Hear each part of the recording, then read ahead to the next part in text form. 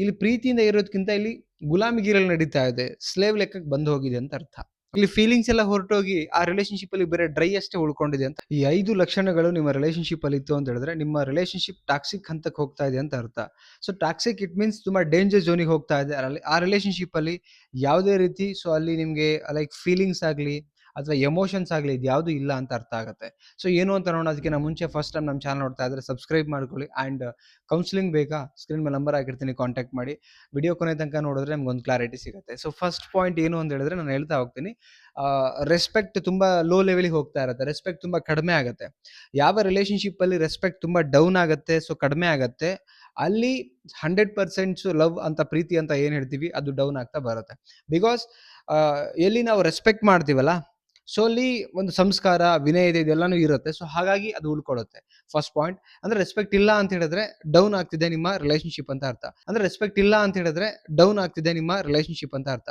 Second things ಏನು ಅಂತ ಹೇಳಿದ್ರೆ ಕನ್ಸ್ಟಂಟ್ ಫೈಟ್ ಅಂಡ್ ಡ್ರಾಮಾ ಅಂತ ಹೇಳ್ತೀವಿ. ಲೈಕ್ ಆಲ್ವೇಸ್ ಬಿ ಲೈಕ್ ಜಗಳ, ಸಣ್ಣ ಸಣ್ಣ ವಿಚಾರಕ್ಕೂ ದೊಡ್ಡ ದೊಡ್ಡ ಜಗಳ ಮಾಡೋದು, ಡ್ರಾಮಾ ಮಾಡ್ಕೊಳ್ಳೋದು. ಅಂದ್ರೆ ಒಂದಿನಾನು ಕೂಡ ನೆಮ್ಮದಿಯಾಗಿ ಇದ್ದಿದ್ದೇ ಇಲ್ಲ ಆಕ್ಚುಲಿ. ಎವ್ರಿ ಡೇ ಫೈಟ್ ಅಲ್ಲಿ, ಎವ್ರಿ ಡೇ ಡ್ರಾಮಾದಲ್ಲಿ ಹೋಗ್ತಾ ಇದೆ ಅಂತ ಹೇಳಿದ್ರೆ ಇಟ್ಸ್ ಆಲ್ಮೋಸ್ಟ್ ರಿಲೇಶನ್ಶಿಪ್ ಅಲ್ಲಿ ಎಮೋಷನ್ಸ್ ಅಂಡ್ ಸಂಸ್ಕಾರ, ಪ್ರೀತಿ, ತಾಳ್ಮೆ ಎಲ್ಲ ಹೊರಟೋಗಿದೆ.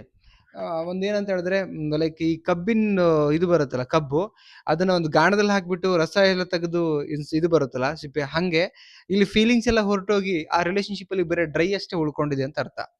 ಸೊ ಸೆಕೆಂಡ್ ಪಾಯಿಂಟ್ ಆಯ್ತು. ಥರ್ಡ್ ಪಾಯಿಂಟ್ ಏನಂತ ಹೇಳಿದ್ರೆ ಅವ್ರು ಸದಾ ನಿಮ್ಮನ್ನ ಕಂಟ್ರೋಲ್ ಮಾಡಕ್ ಪ್ರಯತ್ನ ಪಡ್ತಾರೆ. ನನ್ನ ಅಂಡರ್ ಕಂಟ್ರೋಲ್ ಅಲ್ಲೇ ಇರ್ಬೇಕು, ನಾನು ಹೇಳಿದ್ ಕೇಳ್ಕೊಂಡಿರ್ಬೇಕು, ನಾನೇನು ಎಕ್ಸ್ಪೆಕ್ಟ್ ಮಾಡ್ತೀನಿ ಅದು ಸದಾ ನಂಗೆ ಸಿಗಬೇಕು, ಅದೇ ಆಚಿಂದ ಬರಬೇಕು, ಹಂಗೆ ಇರಬೇಕು.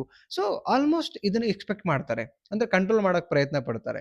ಸೊ ಇದು ಕೂಡ ನಡಿಕೂಡ್ದು. ಕಂಟ್ರೋಲ್ ಮಾಡಕ್ ಪ್ರಯತ್ನ ಪಡ್ತಿದ್ದಾರೆ ಅಂತ ಹೇಳಿದ್ರೆ ರಿಲೇಶನ್ಶಿಪ್ ಇಲ್ಲಿ ಪ್ರೀತಿಯಿಂದ ಇರೋದಕ್ಕಿಂತ ಇಲ್ಲಿ ಗುಲಾಮಿಗಿರಲ್ ನಡೀತಾ ಇದೆ, ಸ್ಲೇವ್ ಲೆಕ್ಕಕ್ಕೆ ಬಂದು ಹೋಗಿದೆ ಅಂತ ಅರ್ಥ. Okay, so next point, trust ಇಲ್ಲ.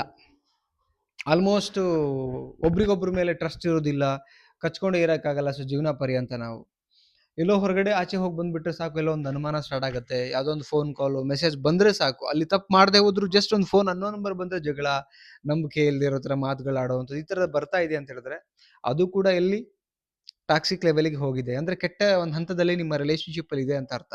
So next point, emotional hurt ತುಂಬಾ ಮಾಡ್ತಾರೆ. ಎಮೋಷನಲಿ ತುಂಬಾ ಹರ್ಟ್ ಮಾಡ್ತಾರೆ. ನೀವು ಅವ್ರ ಮೇಲೆ ಎಮೋಷನಲಿ ಫೀಲ್ ಇಟ್ಕೋತೀರಿ, ಅವರು ಪ್ರಾಕ್ಟಿಕಲ್ ಆಗಿ ಮಾತಾಡಿ ನಿಮ್ಮನ್ನು ಹರ್ಟ್ ಮಾಡಿ ಬಿಡ್ತಾರೆ, ನಿಮ್ಮ ಎಮೋಷನ್ಗೆ ಹೊಡಿತಾರೆ. ಇದಿಷ್ಟು ಪಾಯಿಂಟ್ಸ್ ಇತ್ತು ಅಂತ ಹೇಳಿದ್ರೆ ರಿಲೇಶನ್ಶಿಪ್ ಅಲ್ಲಿ 100% ನಿಮ್ಮ ರಿಲೇಶನ್ಶಿಪ್ ಟಾಕ್ಸಿಕ್ ಹಂತದಲ್ಲಿದೆ ಅಂತ ಅರ್ಥ ಆಗುತ್ತೆ.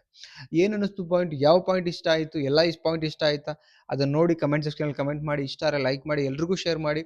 ಸಬ್ಸ್ಕ್ರೈಬ್ ಮಾಡದೆ ನೋಡ್ತಿದ್ರೆ ಆದಷ್ಟು ಬೇಗ ಸಬ್ಸ್ಕ್ರೈಬ್ ಮಾಡಿ. ಮತ್ತೊಂದು ಟಾಪಿಕಲ್ಲಿ ಸಿಗೋಣ. Thank you so much. Bye.